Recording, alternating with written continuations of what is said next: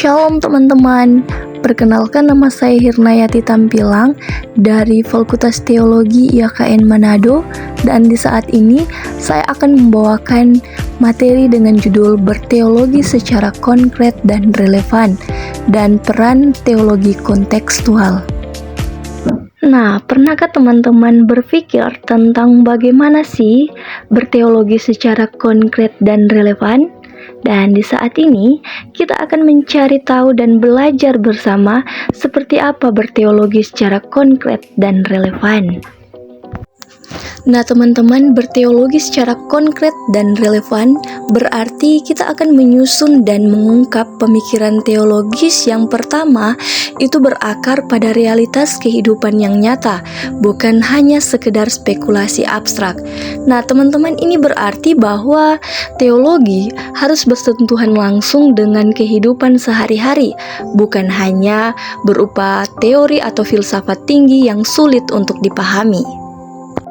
Yang kedua, teologi harus merespon isu-isu nyata yang sering terjadi di kalangan masyarakat.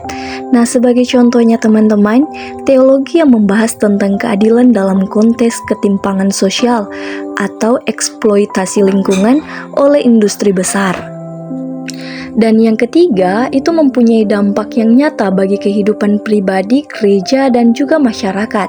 Nah teman-teman, ini berarti bahwa ajaran teologis itu harus membawa perubahan atau dampak dalam kehidupan seseorang dan juga komunitas. Nah, untuk poin selanjutnya, kita akan membahas bersama tentang apa sih peran teologi konstruktif. Apakah teman-teman pernah mendengar tentang hal ini? Dan di saat ini, kita akan belajar bersama-sama mengenai seperti apa peran teologi konstruktif itu. Nah, ternyata teman-teman, peran dari teologi konstruktif yaitu membangun teologi yang bermakna atau bersifat kreatif dan reflektif, bukan hanya mengulang suatu tradisi. Ini berarti bahwa teologi tidak hanya mengulang pemikiran lama, tetapi juga merenung berdasarkan zaman ini. Atau dalam hal ini, teologi tidak hanya mengulang-ulang ajaran atau pemikiran yang lama atau dari masa lalu. Contohnya, hanya mengutip tokoh-tokoh klasik seperti Agustinus atau Luther, tetapi merenungkan kembali ajaran-ajaran itu dalam terang pengalaman dan tantangan dalam konteks sekarang ini. Lalu dari perenungan itu menciptakan pemahaman atau pendekatan baru yang tetap setia pada iman, tetapi juga lebih relevan untuk hari ini.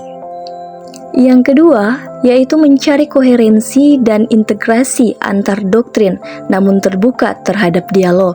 Ini berarti bahwa teologi itu harus mencoba menyatukan ajaran-ajaran iman secara utuh sambil tetap terbuka untuk berdialog dengan ilmu lain dan juga budaya. Dan yang ketiga yang harus teman-teman ketahui bahwa peran teologi konstruktif dalam membangun teologi yang bermakna yaitu bertujuan untuk memperbaharui penghayatan iman, bukan hanya sekedar mempertahankan suatu ortodoksi. Nah, teman-teman, ini berarti bahwa tujuan utamanya adalah untuk menyegarkan iman, bukan hanya mempertahankan ajaran lama tanpa suatu perubahan.